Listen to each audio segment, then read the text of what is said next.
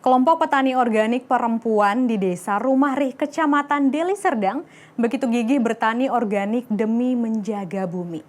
Lewat binaan Perkumpulan Pemberdayaan Perempuan Pijer Podi, mereka menerapkan prinsip bertani ramah lingkungan. Salah satunya menggunakan ekoenzim guna menjaga kesuburan tanah.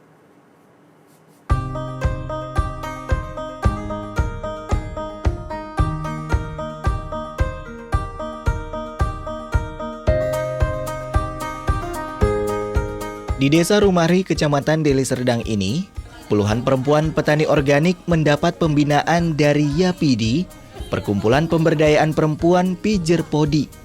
Sudah 3 tahun, para ibu mendapat pendampingan tentang pertanian organik dari YAPIDI. Mereka rutin berkumpul setiap bulan untuk saling berbagi ilmu. Ronald Fernando Ginting, salah seorang anggota YAPIDI, mengungkapkan, mereka ingin mendidik para perempuan petani untuk bertani yang selaras dengan alam. Salah satunya adalah dengan mengajarkan membuat ekoenzim, yaitu fermentasi limbah organik seperti buah-buahan dan sayuran untuk bahan pupuk.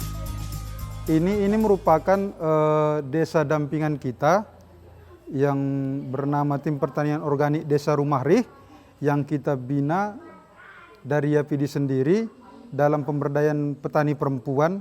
Jadi petani ini kita ajak untuk lebih peduli kepada lingkungan, lebih peduli kepada kesehatan tanah, yang sebenarnya itu merupakan investasi untuk anak cucu kita sebenarnya.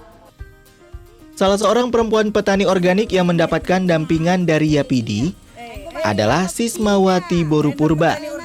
Perempuan berusia 52 tahun asal Desa Ri ini selama 2 tahun menggeluti teknik budidaya pertanian yang mengandalkan bahan-bahan alami.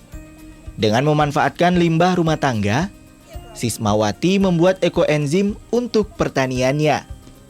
Sismawati merasakan biaya produksi yang berkurang dan hasil tanaman cabai yang lebih banyak ketika menggunakan ekoenzim dibanding saat memakai pupuk kimia dulu. Saat menggunakan ekoenzim, Sismawati hanya butuh Rp25.000 untuk mengolah ratusan pokok tanaman cabainya. Hasil panen cabai juga meningkat 100% dibanding menggunakan pupuk kimia. Selain itu, tanah juga kembali menjadi subur. Karena kami kan krisis ekonomi, jadi harga-harga pun kan harga-harga petani sekarang ini murah hasilnya. Jadi harga pupuk mahal di pasaran. Jadi bagaimanalah, jadi kami inisiatif, bagaimanalah karena ada petani organik, bagaimana kami biar bisa meneruskan usaha kami. Jadi kami buat inilah kan, buat seperti ekoenzim. Jadi kompos pun kami buat. Komposnya kan pupuk dasarnya kami buat dari kompos, itu pun dari daun-daunan, dari buah-buahan, itu semua. Jadi itu ada dari hasil ladang kami. Jadi kami tidak membutuhkan biaya. Itu tanaman-tanaman di ladang pun kan sekarang ini hari itu kan udah gersang. Jadi tanah itu pun sudah gersang, kita beri kompos. Jadi tanah itu jadi gembur kembali. Itu dia yang paling kami rasakan.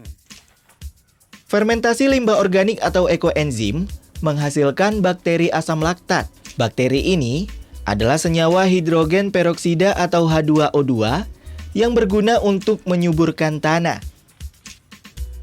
Hafiza Arina, dosen teknik lingkungan Universitas Sumatera Utara mengatakan, zat-zat organik yang terdapat pada ekoenzim ini akan mudah diserap oleh tanah sehingga membuat tanah menjadi subur.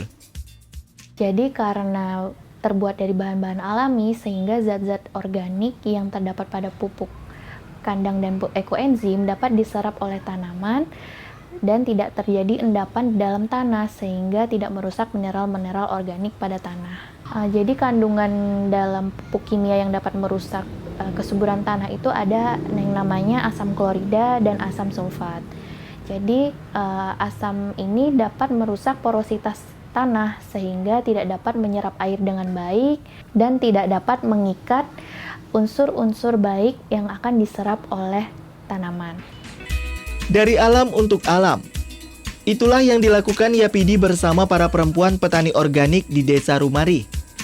Menjaga kesehatan tanah dengan ekoenzim sebagai warisan generasi yang akan datang.